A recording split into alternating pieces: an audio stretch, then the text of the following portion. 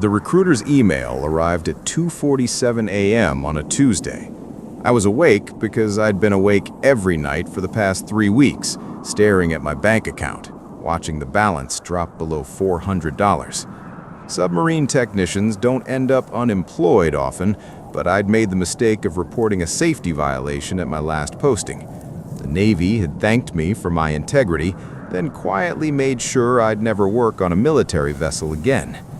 The subject line read, "Immediate contract, specialized submarine maintenance, private sector." I opened it. "Mr. Chen, your expertise in submarine life support systems has been recommended to us by a confidential source. We require an experienced technician for a 30-day deployment aboard a privately operated research submarine. The work involves monitoring and maintaining atmospheric systems during deep water operations in the Arctic Ocean. Compensation, $85,000, paid in full upon completion. Departure in 96 hours from Murmansk, Russia. Reply immediately if interested. Dr. Helena Voss, Arctic Deep Research Initiative." $85,000 for 30 days. That was nearly double what I'd made in a year with the Navy. And the Arctic Ocean part didn't surprise me. Lots of private companies were exploring up there now that the ice was retreating. Mineral rights, deep sea mapping, climate research. It was the new frontier. I should have been suspicious. Should have questioned why a legitimate research operation was recruiting at 3 a.m. via a Gmail address. Should have asked why they needed someone immediately with no time for background checks or proper vetting. But my landlord had already filed eviction papers. My student loans were 3 months past due, and my mother's medical bills weren't going to pay themselves. I hit reply before I could overthink it. Within 2 hours, I had a contract, a wire transfer of $10,000 labeled advance payment, and a plane ticket to Murmansk, departing in 68 hours. My buddy Marcus called the next morning. He'd done private submarine work before, mostly oil rig support in the North Sea. $85K for 30 days, he said when I told him. What's the depth rating? Doesn't say in the contract, just says deep water operations. David, listen to me. Private subs operating in the Arctic, they're usually looking for one of two things. Either it's resource extraction, which means you're basically working on a mining platform, or it's something the government can't officially do themselves. Like what? Salvage operations, wreck recovery. Sometimes they're pulling up old Soviet submarines that went down during the Cold War. Sensitive shit that nobody wants on the books. He paused. The advance is real? Already cleared my account. Then take the money and do the work.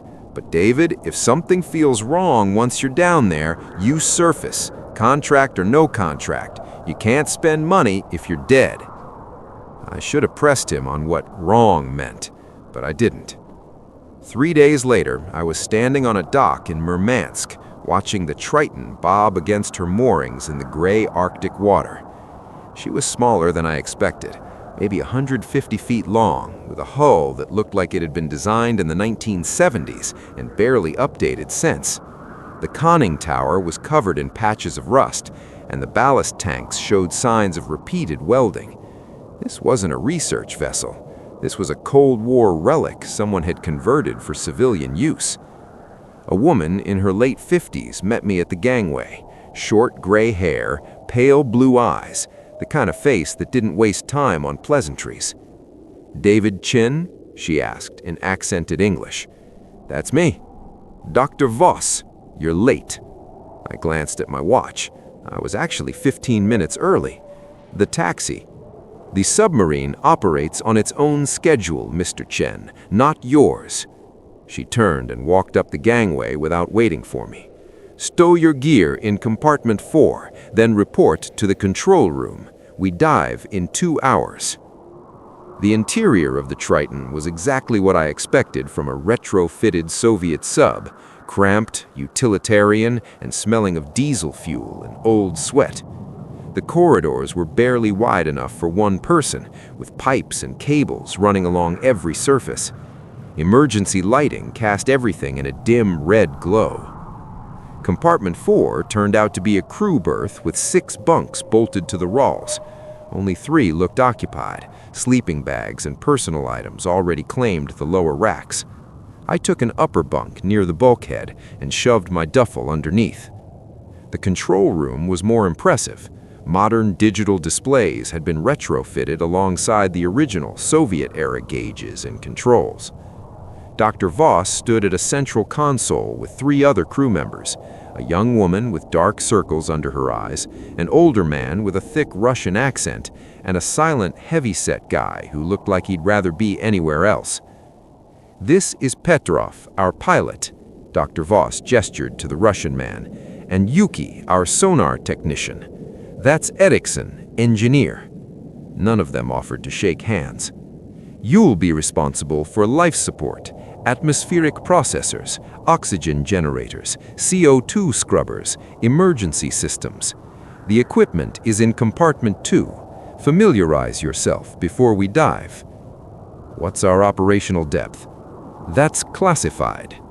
I need to know the depth to properly calibrate the oxygen mixture. Too much O2 under pressure causes seizures. Too little and we..."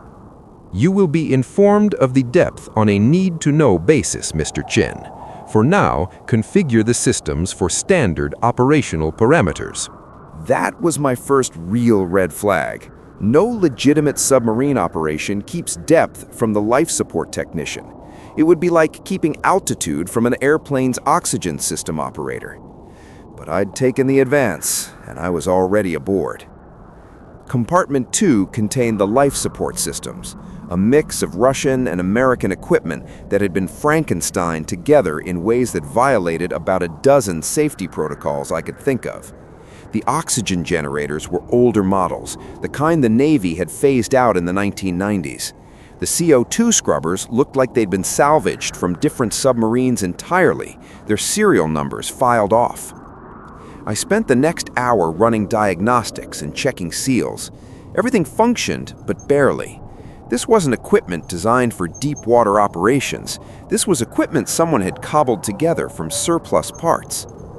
At 1400 hours, a klaxon sounded throughout the ship. "Diving stations," Dr. Voss's voice crackled over the intercom. "Secure all compartments. We submerge in 10 minutes." I made my way back to the control room and strapped into an observer seat near the rear bulkhead. Through the forward viewports, I could see the gray water of the Barents Sea rising as we took on ballast. The deck tilted forward. My ears popped as we descended. 100 feet, 200 feet. At 500 feet, the hull began to groan, a deep, resonant sound that seemed to come from the metal itself. I'd heard that sound before on Navy subs. It was normal, the hull compressing under pressure. But this groaning was different. It had rhythm to it, almost like breathing. 1,000 feet. Petrov called out depths in Russian, which Yuki translated to English. Dr. Voss stood at the central console, watching a screen I couldn't see from my position. 1,500 feet. 2,000 feet. "We're approaching test depth for this hull classification," I said, loud enough for Dr. Voss to hear. "If we go much deeper..." "The Triton has been reinforced, Mr. Chen. We're well within safe parameters." 3,000 feet. The groaning grew louder. I could feel it through my seat, a vibration that traveled through the frame and into my bones. 3,500 feet. That's when I noticed the emergency breathing mask hanging on the bulkhead next to my seat. It was one of the EEBD units, emergency escape breathing devices, that every submarine carries in case of fire or toxic gas. Standard equipment. Except this one was hanging differently than it should be. The straps were coiled neatly, the mask facing outward, positioned exactly at head height, like someone had just used it and carefully returned it to its mount. But I'd checked this compartment during my inspection. The mask had been stowed in its locker then, sealed in its protective bag as required by protocol. I unbuckled and crossed to it, examining the straps. They were damp, recently used. "Mr. Chen, return to your seat," Dr. Voss said, without turning around. "The emergency mask is properly stowed. Sit down. It's been used within the last hour." Now she did turn, her pale eyes fixing on me with an expression I couldn't read. "The masks are checked and maintained on a regular schedule. What you're seeing is condensation from the temperature differential. Now sit down before I have Erickson restrain you." I looked at Erickson. He wasn't looking at me. He was staring at the mask with the same expression I'd probably had, like he'd seen something he couldn't explain and decided not to think about it too hard. I sat down. We leveled off at 4,200 feet and began moving forward. According to Yuki's sonar, we were following an underwater ridge that stretched north into the Arctic basin. "Beginning survey pattern," Dr. Voss announced. "All personnel maintain silence protocols. External microphones active." For the next 6 hours, we glided through the darkness, occasionally stopping while Dr. Voss consulted with Petrov in whispered Russian. I monitored the life support systems, watching oxygen levels, scrubber efficiency, pressure differentials. Everything remained within normal parameters, except for the mask. Every time I glanced at it, I could have sworn it had moved slightly, a quarter inch to the left, the straps hanging at a different angle. But when I looked directly at it, it appeared exactly as I'd last seen it. At 2,200 hours, Dr. Voss dismissed me to my bunk. 8-hour rest cycle. Petrov will monitor systems during your off shift. I made my way back to compartment 4, passing through the narrow corridors. The Triton was quiet now, except for the constant low hum of the engines and that ever-present groaning of the hull. Yuki was already in her bunk, reading something on a tablet. She glanced up as I entered.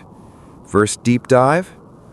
"Not my first submarine deployment, but first time going this deep on a civilian vessel." She smiled, but it didn't reach her eyes. "The Triton holds together. She's made this trip before." "What are we really doing out here? Dr. Voss says survey work, but best not to ask questions, David. We do the job, we collect our pay, we go home. That's the only thing that matters." "How many times have you been on this boat?" She hesitated. "This is my 4th deployment." "Same route each time?" Similar. She pulled her blanket up, clearly ending the conversation. "You should sleep while you can. The work gets harder the deeper we go." I climbed into my bunk, but sleep wouldn't come. The hull groaning had developed a pattern. 3 slow creaks, a pause, then 2 faster ones, over and over, like a heartbeat that was slightly off rhythm. Around 0300, I heard it. Footsteps in the corridor outside our compartment. Slow, deliberate footsteps, moving from bow to stern. I sat up, listening. The footsteps paused outside our door. I could see the shadow of someone standing there, blocking the red emergency lighting from the corridor. Then they moved on. I waited 5 minutes before carefully climbing down from my bunk. Yuki was asleep, or pretending to be. I eased the compartment door open and looked out. The corridor was empty, but at the far end, where it curved toward compartment 2, I saw something that made my stomach drop. The emergency mask from the control room was hanging on the bulkhead. Not a different mask, the same one. I recognized the specific wear pattern on the straps, the small dent in the faceplate. It had somehow moved from the control room to here through 3 watertight doors and 2 compartments and hung itself on this particular bulkhead. I approached it slowly, half convinced I was seeing things. But no, it was real, solid. I touched the straps. They were warm, like someone had just been wearing it. A hand grabbed my shoulder. I spun around to find Erickson, the engineer, standing in the corridor. He was fully dressed despite the hour, like he'd never gone to sleep. "You saw it move," he said quietly. It wasn't a question. I nodded. "How many times?" "This is the first. What the hell is going on?" He glanced down the corridor, making sure we were alone. "The Triton isn't a research vessel. She's a salvage ship. Dr. Voss has been bringing her out here for 4 years, diving to the same coordinates, recovering material from a Soviet submarine that went down in 1989. What kind of material? Documents, equipment, bodies. He paused. The sub that went down, it wasn't listed in any official records, didn't exist according to the Russian Navy, but it existed, and whatever experimental shit they were doing down there. The masks, I said, started happening on the second expedition. Dr. Voss's original life support tech noticed them moving, repositioning themselves. He reported it. She told him the same thing she told you: condensation, temperature differentials, his imagination. Erickson's jaw tightened. He disappeared on day 18. They found his emergency mask in the dive locker, neatly stowed, but they never found him. Where did he go? There's nowhere to go on a submarine. That's what they said. Officially ruled it a psychological break, said he must have opened an airlock or something. But David, he looked at the mask hanging on the wall. There are 6 emergency masks on this boat, standard loadout. We left Murmansk with all 6 accounted for, but every morning when I do inventory, there are 7. I felt my mouth go dry. 7? The extra one moves, different location every time, and it's always prepared, like it's waiting for someone specific to need it. Before I could ask more, the klaxon sounded again. Diving stations, Dr. Voss's voice crackled. Prepare for descent to operational depth. All personnel report to duty stations. Erickson hurried back toward engineering. I returned to the control room, strapping into my observer seat. Through the forward viewports, there was only darkness now. Our running lights illuminated maybe 20 feet of water before the black swallowed everything. Beginning final descent, Petrov announced. 5,000 feet. 6,000 feet. The hull groaning was constant now, a symphony of stressed metal and impossible pressure. I watched the emergency mask on the bulkhead, waiting for it to move. It didn't, but I could feel it watching me. 7,000 feet. That's when Yuki's sonar started pinging. "Contact," she said, her voice tight. "Large metallic object, bearing 035, range 200 meters. "The wreck," Dr. Voss confirmed. "Reduce speed to 2 knots. Petrov, bring us alongside." Through the viewports, our spotlights found it. The submarine was massive, easily twice the size of the Triton. It lay on its side on the seafloor, hull broken in several places. The conning tower collapsed. But despite the damage, I could see Cyrillic lettering on the hull. K-278. "I thought you said this was an unlisted vessel," I muttered. Dr. Voss heard me. It was. Officially, the K-278 was decommissioned in 1987, but the Soviet Union had a habit of keeping certain vessels operational off the books. When she went down in 1989, they simply erased all record that she'd ever been reactivated. What was she carrying? That's what we're here to find out. We maneuvered alongside the wreck, matching its orientation. Erickson and Petrov suited up in dive equipment, not for external dives, but for entering the wreck through our mating collar, a tube that could create a temporary seal against another hull. I watched the operation through the monitors. The collar extended, made contact with the wrecked submarine's hull, and formed a seal. Erickson tested the connection, then manually cut through the K-278's outer hull with a thermal lance. Water and debris spewed into the collar, then cleared. The passage was open. "Dr. Voss, I'm reading elevated CO2 in the collar. Whatever atmosphere was trapped in that wreck, it's not breathable." "That's what the breathing masks are for, Mr. Chen." Erickson and Petrov donned their emergency masks and entered the collar, disappearing into the wreck. Dr. Voss watched their camera feeds on her monitor. For 10 minutes, nothing happened, just occasional radio chatter in Russian as they navigated the flooded corridors of the K-278. Then Erickson's voice, tight with tension. "We've reached the command center. There are bodies, crew, still in their stations." Expected. Continue to the captain's safe. We need those documents. More silence. More navigation. Then a sound that made my blood run cold. Breathing. Not from our crew, from somewhere in the wreck. Heavy, rhythmic breathing, transmitted through Ericsson's microphone. "Ericsson, report," Dr. Voss demanded. "We're hearing there's something—" His voice cut off. The camera feeds showed chaotic movement, spinning views of corroded corridors and frozen bodies. Then Petrov's camera went dead. "Ericsson, Petrov, respond!" Static. Then Ericsson's voice, barely a whisper. "The masks. They're all wearing the masks. The whole crew. But they're not dead. They're—" The transmission cut to static. Yuki stood up from her sonar station. "Dr. Voss, I'm reading movement in the wreck. Multiple contacts, moving toward our mating collar." "That's impossible. There's been no oxygen in that submarine for 34 years. "I know what I'm reading. They're coming." I unbuckled from my seat, moving to the life support panel. "Dr. Voss, we need to decompress the collar. Cut them off.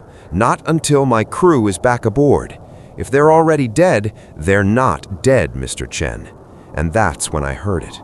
Through the hull, transmitted through the metal and water, I heard breathing, not from our crew, dozens of breaths, synchronized, rhythmic, the same pattern as the hull groaning.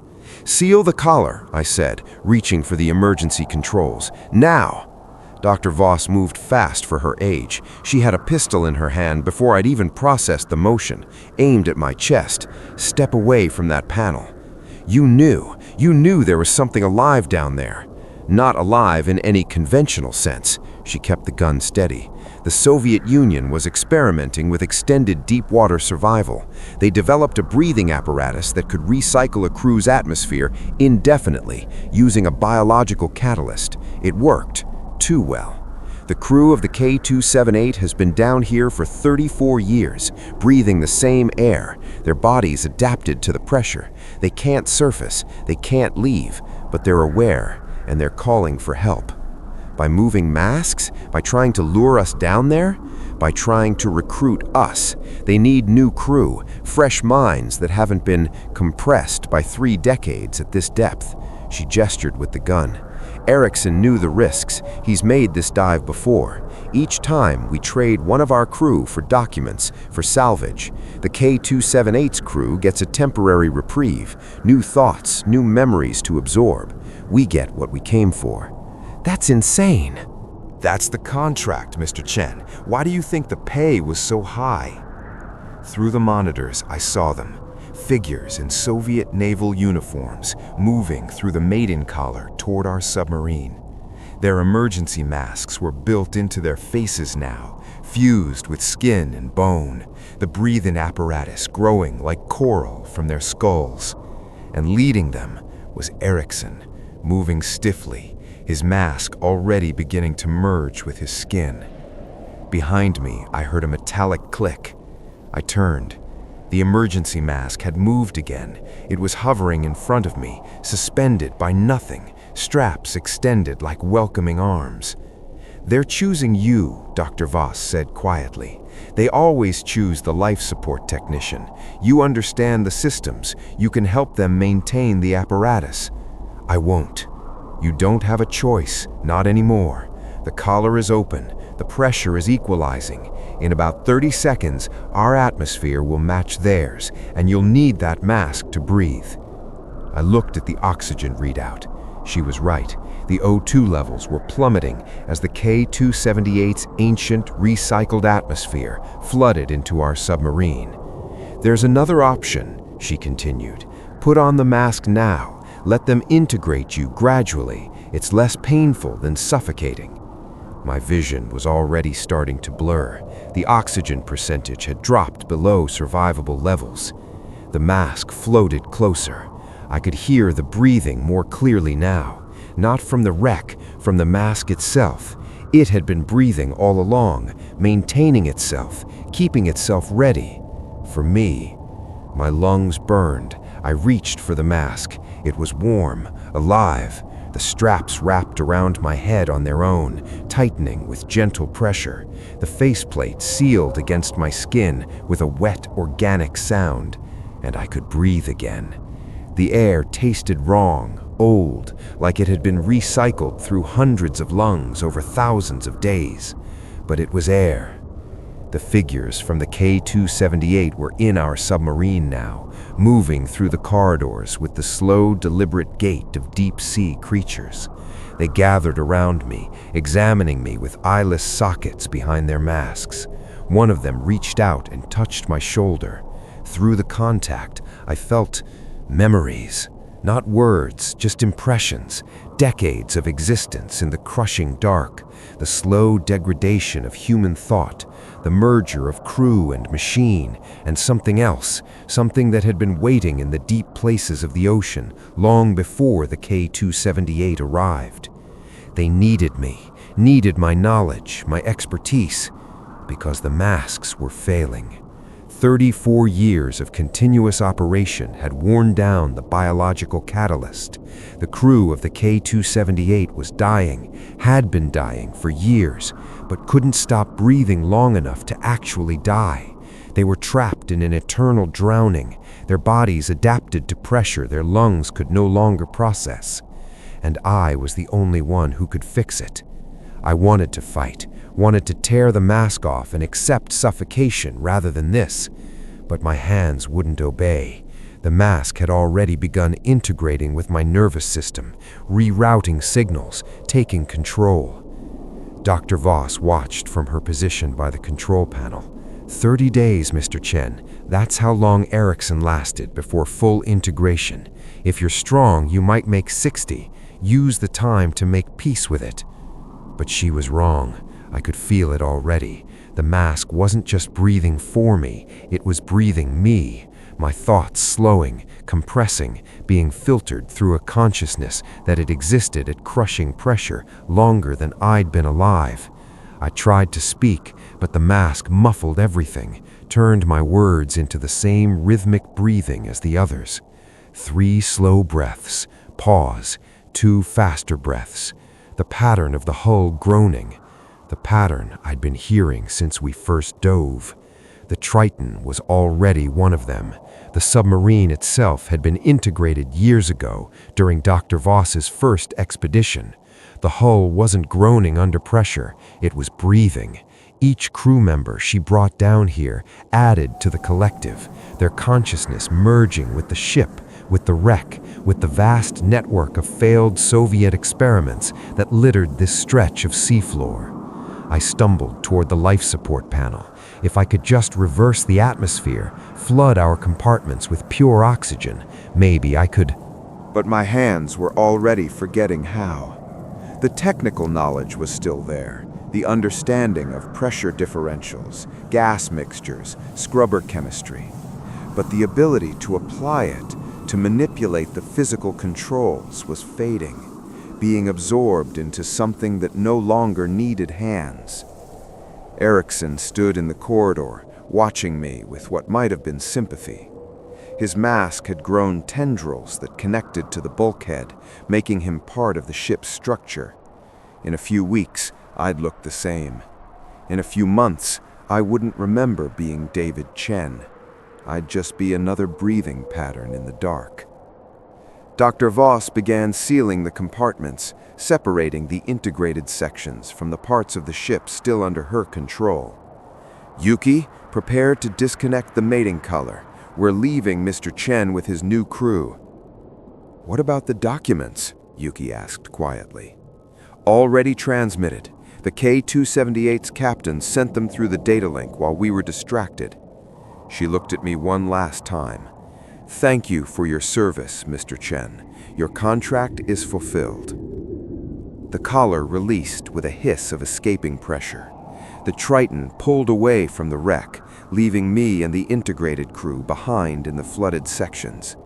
Through the hull, I could feel the submarine ascending, returning to the surface world I'd never see again. I tried to scream, tried to tear the mask away, but my hands were already part of the bulkhead, fingers merging with pipes and cables.